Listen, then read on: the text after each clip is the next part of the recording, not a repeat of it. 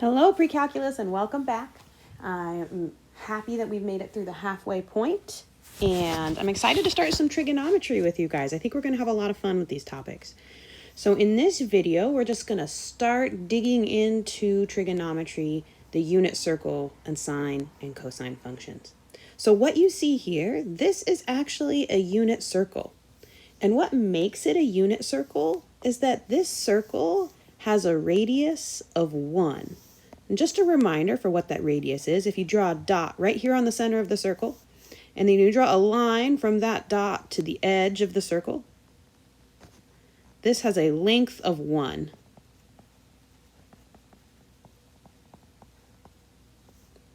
So that radius is equal to 1. So a unit circle is a circle where my center is here at this point 0, 0, and my radius is equal to 1. And that's what makes this a unit circle. And what we're going to do with the unit circle is actually something a little bit crazy. You'll see there's a lot of angles labeled here, and there are these points. So each of these points corresponds with an angle. So here I have this point, 1/2 comma square root of 3 over 2. And that actually corresponds with this angle that I would draw here. So if I measure this angle, I have my initial side is the x-axis, and my terminal side is this line here. So then if I measure this angle would be 60 degrees. Let's name this angle T. So this angle is 60 degrees, or you could call that pi over 3 radians. And the point where it intersects my edge of my circle here, this point is going to be very important to us when we're defining our trigonometry functions. So that point has the coordinates 1/2 comma square root of 3 over 2. And that's actually how we're going to build our sine and cosine functions. So I'm going to minimize this beautiful unit circle, and I'll show you what I mean. I'm so excited for this, you guys. Can't wait. So here's how we're going to define, that's not what I wanted to click. Here's how we're going to define sine and cosine. We're going to make up some functions.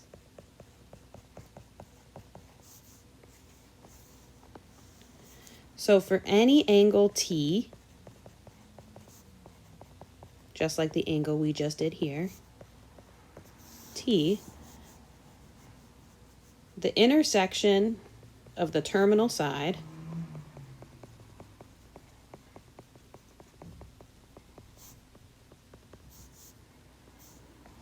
of that angle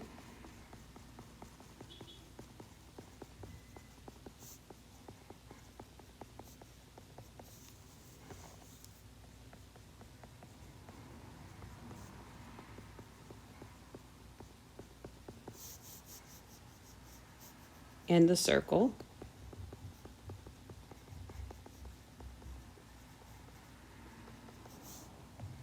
is a point. And let's call that point x comma y. So here is what we're going to do. We're going to define, we define this function. We define cosine of t and sine of t like this. The cosine of t of that angle is going to be equal to the x coordinate of that point, and the sine of t is going to be equal to the y coordinate of that point. Let's do a couple quick examples. I think that's going to help us out the most. So if I tried to say, let's say I want to know the cosine of 60 degrees. I want to know the sine of pi over 2 degrees. I want to know, let's do another cosine, the cosine of pi over 4. So some of these are in angles and some are in radians. Here's how we can find these. Let's do the cosine of 60 degrees first. So I know that the cosine of that angle, 60 degrees, is like an x coordinate. So let's take a look at our beautiful unit circle. And I'm going to look at my angle here at 60 degrees. So if I draw my angle in at 60 degrees, like this is my 60-degree angle. And I want to take the cosine of 60 degrees. That's going to give me the x value of this point where they intersect. And so that would be 1/2. So I can say the cosine of 60 degrees is equal to 1/2. So at this point, I would advise you to pause the video and see if you can find those other two values. See if you can find those other two values. See if you can find the sine of pi over 2 and the cosine of pi over 4 using that unit circle. So now I'm looking at the sine value, the sine of pi over 2. And so I'm going to draw in that angle here just so I know what I'm talking about. So here's pi over 2. It's 90 degrees. So I'm looking at pi over 2, which is the same as 90 degrees. And I want to know the sine of this value, which means I'm looking at the y coordinate of this point here, which gives me 1. I'm pausing here for questions, like you're going to be able to answer me through this YouTube video in time. But I always have students have questions at this point, so if you want to pause the video and think about it, that might not be a bad idea. Let's take a look at the cosine value. I also wanted to say, let's see if we can find the cosine of pi over 4. So here's pi over 4. So let me draw that angle. This would be our pi over 4 angle right here, and it intersects at this point. So here, cosine of pi over 4 is like the x coordinate here, which is the square root of 2 divided by 2. So this is how we can find our way around the unit circle and use it to define the sine and cosine functions. We're going to learn so many different ways to talk about sine and cosine functions, and we're going to see a lot of different patterns actually pop up with the sine and cosine functions. We're going to see that they're very related to one another. They have a deep and interesting relationship, and it's going to be really fun to study. You might be wondering, though, how did you find these points, the square root of 3 over 2, square root of 2 over 2? Where did those points come from? Where are you getting that, Sarah?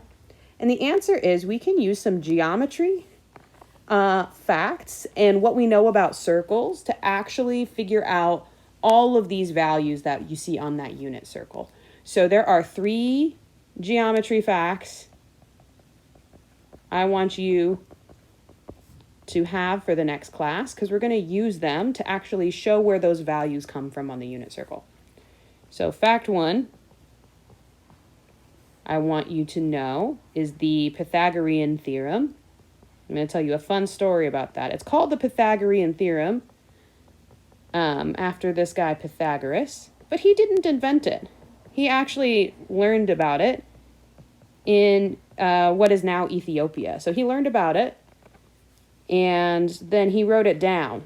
And so that's why he gets credit for it. It's because he wrote it down in Greek, and all the other Greeks gave him credit, and that's why we call it the Pythagorean theorem. But it says if I have a right triangle, that means this angle is 90 degrees. If I have a right triangle, and I have a side x and a side y, then I know this hypotenuse, this longest side here, is equal to x squared plus y squared. And so on our unit circle, here's what that's going to translate into, which is that I am going to draw a lot of triangles to try to find, let's say I want to find the coordinates of that point. And so I'm going to draw a little triangle here, and that's actually a 90-degree triangle. So here's my x, and here's my y, and then I know that this distance is equal to 1, because that's what it means to be a unit circle. So we're going to use this x squared plus y squared equals 1 on the unit circle. That's a fact that we're going to use in class. I'm going to need you guys to be a little familiar with it. Here's another fact we're going to use. Fact 2. If I have a triangle that looks like this, where I have, let's get a nice 45-degree angle.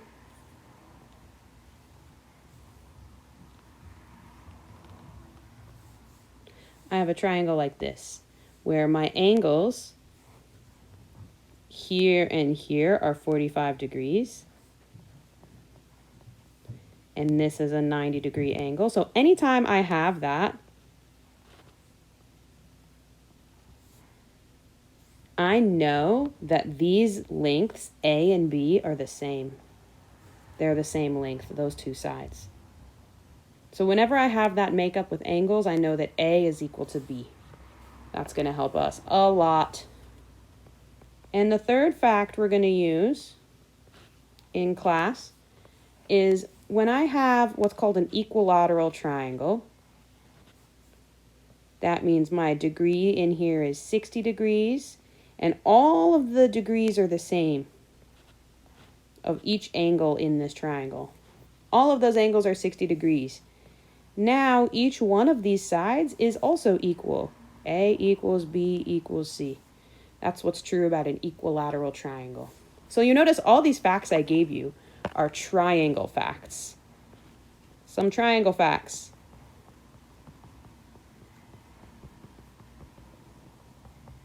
Make sure you have those in your notes. Trigonometry actually can be translated to mean the study of triangles. I'm not spelling it right. Sorry, gang. Math person, not so good at spelling. Trigonometry means study of triangles.